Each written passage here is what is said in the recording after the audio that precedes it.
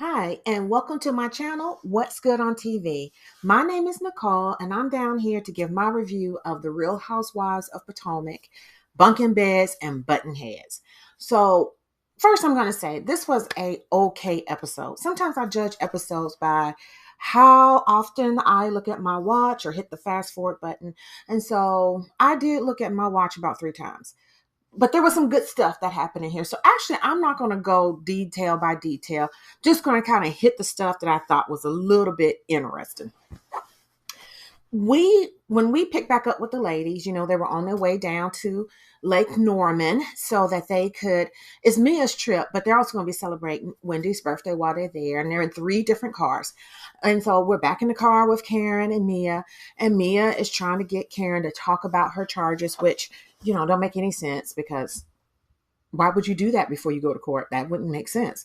Um, but Mia also shares with Miss Karen that the girls and her, they done got together and had a conversation and decided that they find Stacy boring. She says Stacy is boring.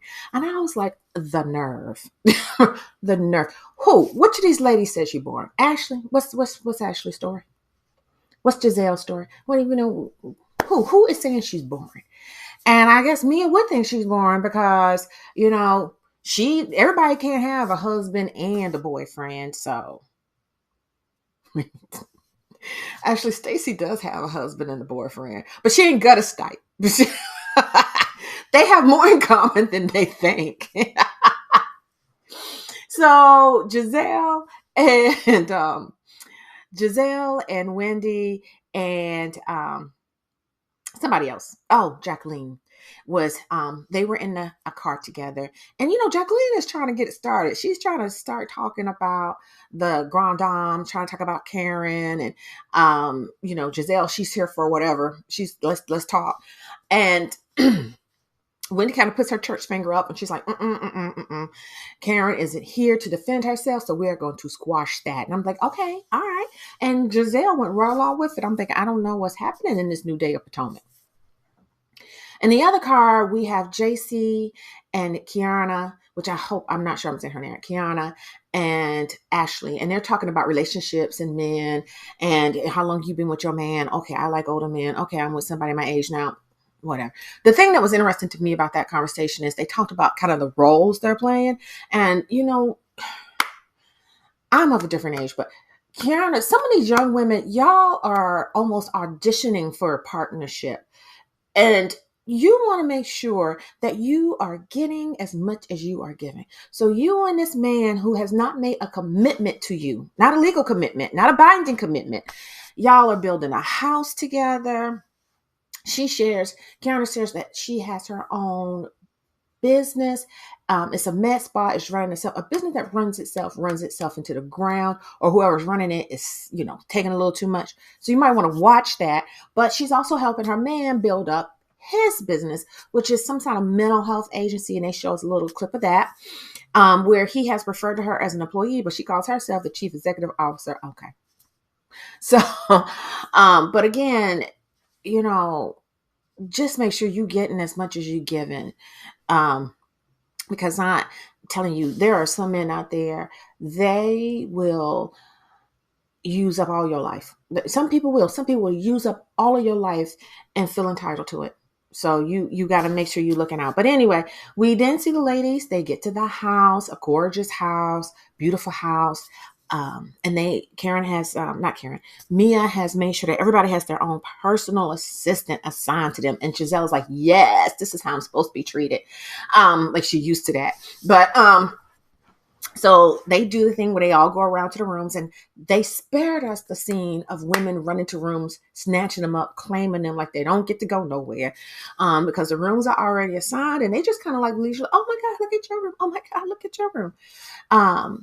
We also find out that Karen and Giselle their rooms are near each other, and they're going to have to share a bathroom. And Karen is, being hysterical, like, oh my God, I don't want to share a bathroom. And I'm like, oh, please, you're not going to convince me that you have spent your whole life and haven't had to share a bathroom. Now, if you had to share a room, I understand, because you do get a certain age and you like, I need a little bit of privacy, but you can share a bathroom. But When Giselle got into her confessional and she said, I'm going to pee on the seat, I'm going to pee on the toilet seat. I cracked up. I laughed. That's not appropriate. That's not funny, but I did laugh a little bit. I did laugh. And I said, Giselle, don't make me like you. But she said, yeah, I'm going to pee on the toilet seat. And that's going to show her. I said, okay, Giselle. um, We see Wendy has a nice room. It's decorated for her birthday with balloons and everything. And the grand dame is, hating a little bit, acting real sour about it because she says all her birthdays are jacked up with these ladies. And they show us some flashbacks. And yes, they were all, something happened that they were well intended, but went left, and so she's acting like she's put out with how well Wendy's birthday is going and how much they are kind of putting out for her birthday. We see Jacqueline. Jacqueline is looking for her bedroom, and she's, where's my bedroom? Surely my best girl. Mia has put Jacqueline in her bedroom, and the other ladies are like, ooh, because they had been conversations before when they were traveling that Jacqueline was actually Mia's sidekick, but it actually sounded like side chick, but then they cleaned it up and said side chick. And, they are giving a little bit loverish. There's something loverish going on. And Mia, she's just tickled. She's like, in the confessional, she's like a baby. She might have to be fed. And I was like, I don't know what that means. I don't know. But, oh my gosh, when Jacqueline is walking around trying to find that room, she don't have one. Okay. So they go down to find JC's room, and we found out that JC has been relegated to the children's room along with Stacy. And it's a big room, and it has three sets of bunk beds in it. And at first JC's a little like, what? No, it was Kerner. Kerner was in her room. She's a little bit like, what? But then what? She gets cool with it. She's like, I'm going to push these two beds together. I'm going to push them right here. It's going to be one big bed, and I am going to be okay. And so I was like, way to handle it, because they're trying to make a scene when they do all that. And so the next time we see the ladies, they are actually having a snack or lunch around the table. They're running down their agenda. Giselle is explaining that she is, even though they just got there, that she's leaving that night, going back for an event for her daughters, as some kind of graduation event. I want to say it was their hoodie, their cap and gown ceremony. And then she's coming right back the next day. And that it makes no sense that why you would do that. Only thing that makes sense is, Giselle might be on probation.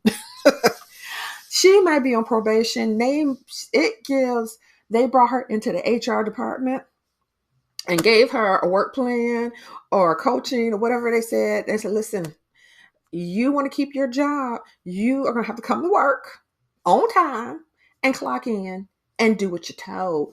And so it is very much given, I got to come to work now and act right.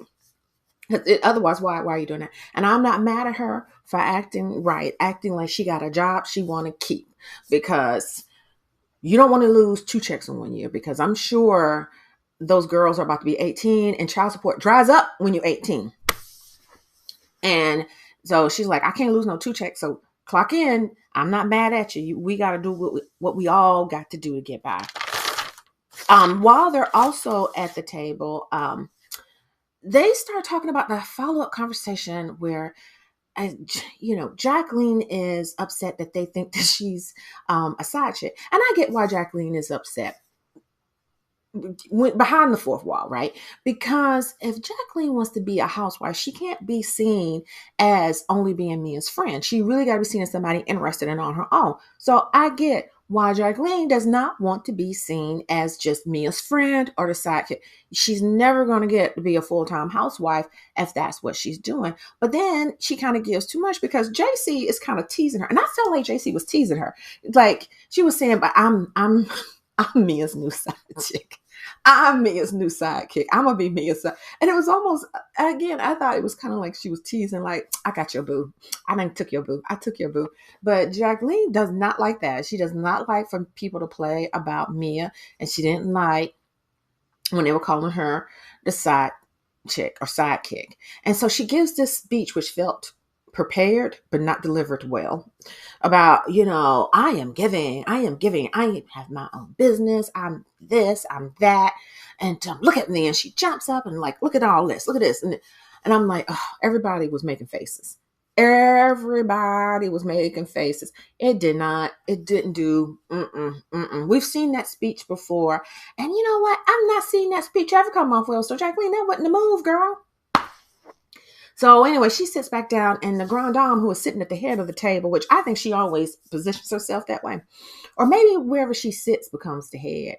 But anyway, the grand dame Karen says, Jacqueline, I want to have this conversation with you in front of everybody. And it felt very much like, come forward, come down to the front. We got a problem, ma'am. You are called into the principal's office, and we're going to put it on the mic. She tells Jacqueline, don't appreciate you lying about me. I've been a good friend to you. You called me with a problem, and then you tell everybody that when you was talking to me on the phone, you was drunk. You a whole lie, and I don't appreciate it.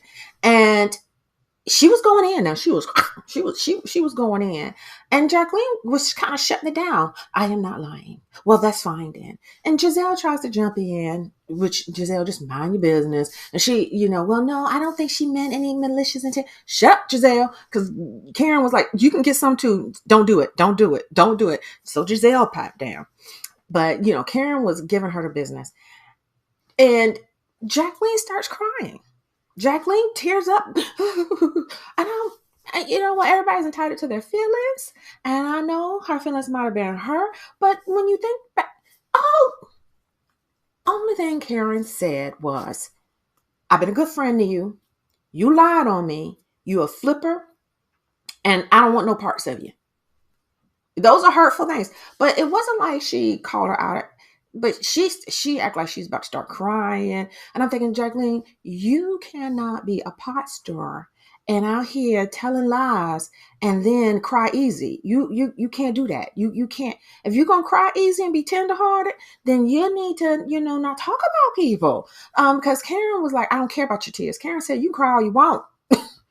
And and then I had actually, Karen said something like, you can cry until the cows come on. Giselle had to tell her, calm down, pull back some.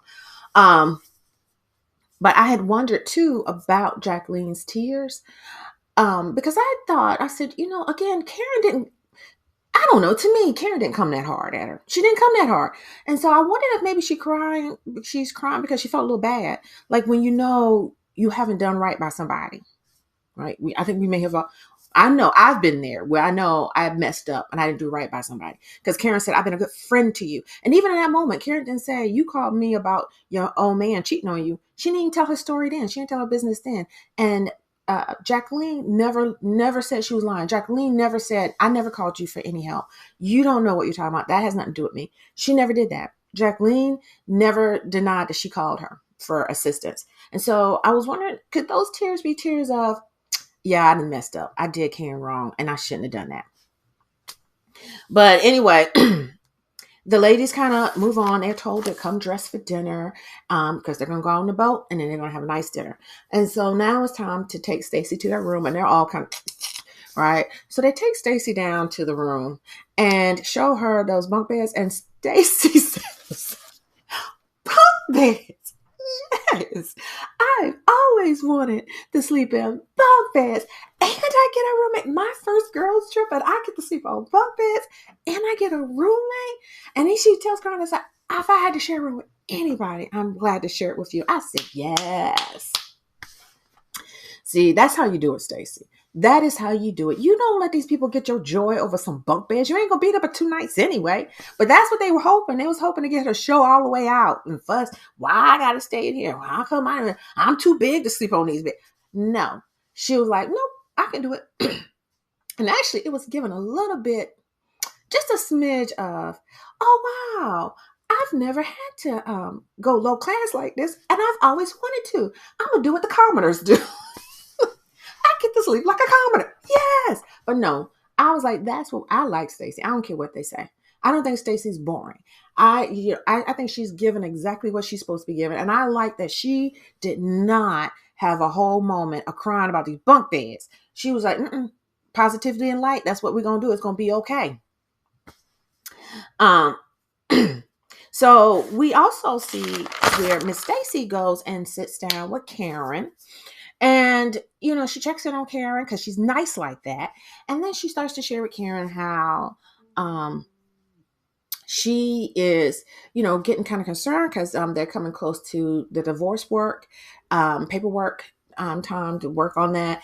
And they have to tell their daughter. They're going to have to tell their 8-year-old daughter that they are getting a divorce. And to me, it was almost like Karen was like, yeah, yeah, yeah, yeah, yeah. Yeah. Your daughter, she'll be fine. Tell her the truth. Tell her soon. But listen, Linda. The girls think you're boring. And so Stacy was like, "What? They got bored." Who said that? Yes, I want them to know you. Like I know you. I know you're fun, but might want to turn up a little bit. And you got to remember the ladies are living this, so they hadn't seen the cut yet. When they see this cut, they're probably gonna be like, "What?" She was giving off. So the next thing that we see is the ladies getting ready to go out on the boat, which I think is a platoon, I think it's called.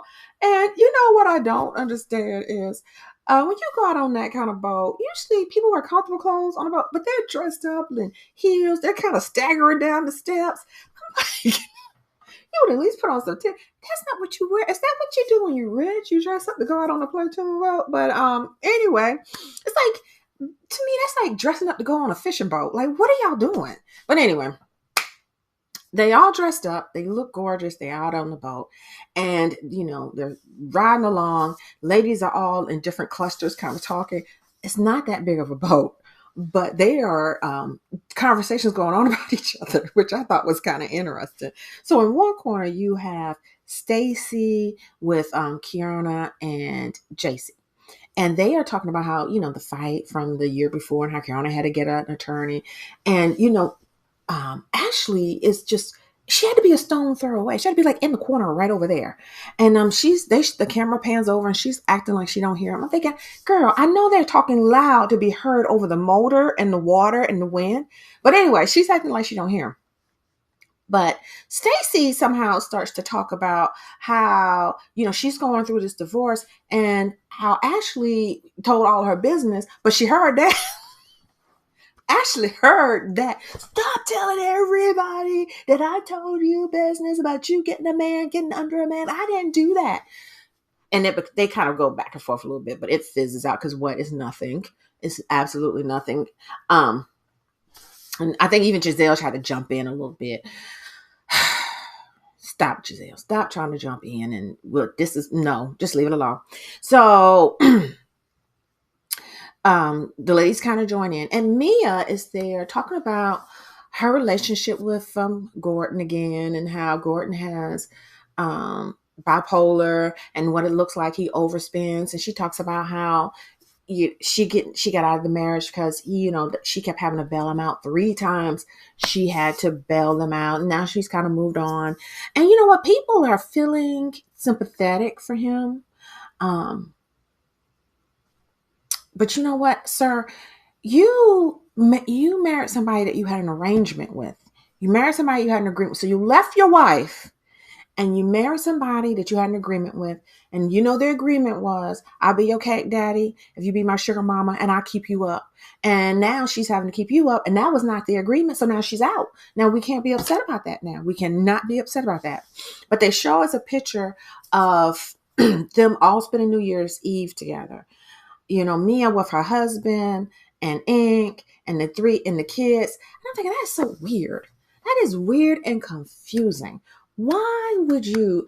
It's like, Jordan, what are you doing? Like, why? Why are you? Anyway, it's weird. I feel like there's something going on that they're not saying. They decide to, after the boat ride, they're heading up to dinner, and the dinner is very lovely. It's beautiful outside. They have a local chef there, Chef Kev. He's made some beautiful food for them. It looks delicious.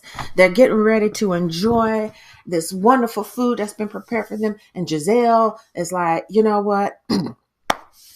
Wendy told me to resolve this before her birthday, so I'm leaving in a little bit. So I'm gonna have to come for you now, Karen. Not when we finna eat the delicious looking food, but she brings it up to Karen about didn't appreciate her inviting the ladies to her event after she said she wouldn't. Karen stands there and tells a whole lie. Well, I told you I didn't know what date it was. Okay, that don't even sound like a good lie. You didn't know what date you was gonna get an award. But it don't matter because production came right behind her and showed a clip of her saying it's Friday and I'll be at both events. But anyway, Karen is like explaining that she didn't mean this and she didn't mean that. And they kind of squash it because, what was it anyway?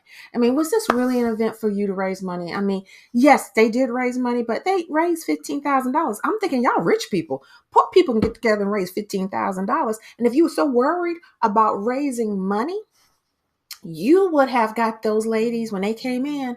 You would have guilted them into giving more money. Here you are late to my dad's event, and but that's okay. You can make it up to me by scanning this QR code and making a fat donation, and then you put them out. Then you say you can go now. You're free to go. But no, you put them out before they could even give a dime. And those three ladies right there, you probably missed out on about $5,000. But anyway, that they squashed that. Um, Oh, I forgot to mention, Mia had invited some good friends to come from that local area. And so they're all at the table. And she wants to have them introduce themselves by sharing how they know her and a funny story about her. And I'm thinking, what a way to make it about you. I got to remember to do that one time. But she's like, tell a funny story about me. And so the ladies introduce themselves. One of the ladies tells them how she has been with Mia and hanging out with Karen and how what a great time they have. And what Karen doesn't know is that after they had that great time, and they always show pictures to show like, yeah, they were together. After we had that great time, Karen butt dialed them, but didn't realize that she had butt dialed Mia. And they heard Karen singing to somebody that was not her husband. Hey, those ladies think I am with Ray. And of course, Karen is acting like, I don't know what you're talking about. And part of me was like, oh no, I don't want to hear about Mr. Blue Eyes no more. I don't want to hear it. Don't want to hear it. Don't want to hear it. No, I don't want that storyline no more. But that is where we end up. So, so far it was okay. Some interesting things happened. Love me some Stacy. I love the new girls, JC and Karen. I love them, love them. They were great. Giselle is clocking in. She said some funny stuff. I'm telling the truth. I'm telling the truth. She said some funny stuff. So if you're still here, I would greatly appreciate if you would like the video, if you would subscribe, if you would share. I would love it, love it, love it. Until next time, take care.